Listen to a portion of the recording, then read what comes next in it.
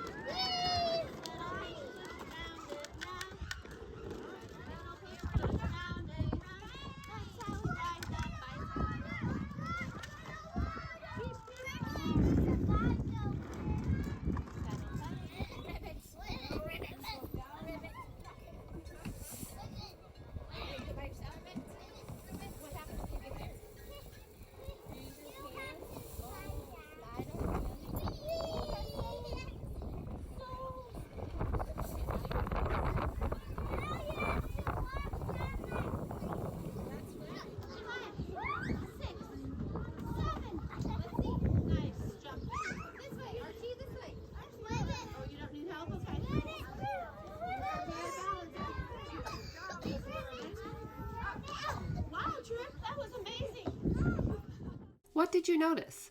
You may have noticed the physical therapist made adaptations to the bike so that the child is able to ride on the track with peers, singing him a song about pedaling as she works with him. You may have also noticed how the physical therapist includes peer models with the student she is working with. She follows the child's lead on the structure and encourages him to practice targeted skills naturally within his play. Common barriers. The student will be distracted.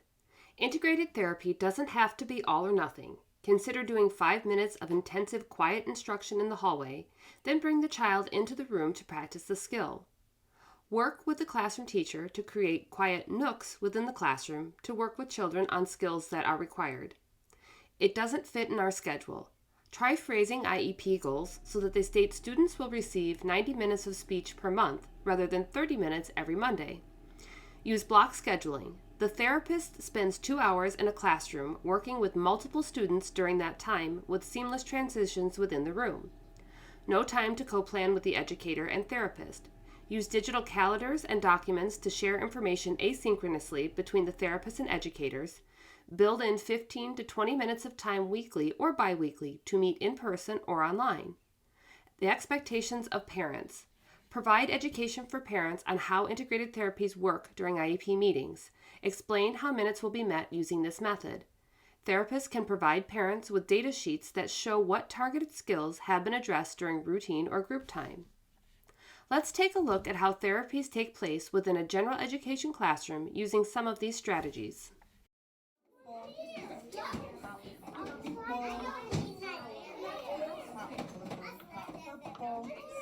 I see one green. Where's my one green?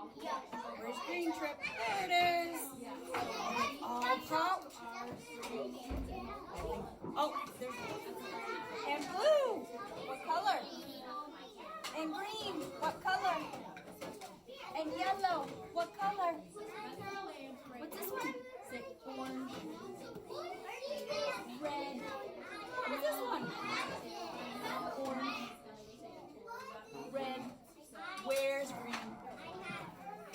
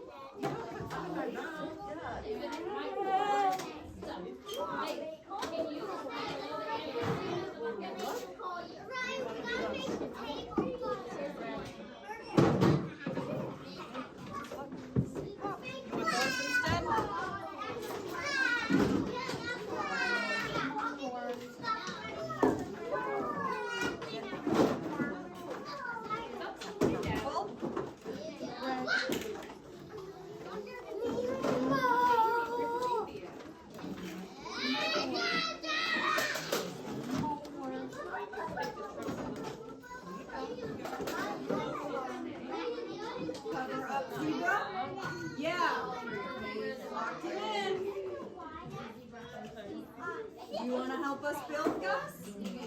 There. Now, is the zebra all covered up? Is he safe? Oh, where's the lid? Is the zebra inside? Like this. Okay. Stand up tall. On top. That should be about it. That's all I can reach, William. That's as tall as it goes.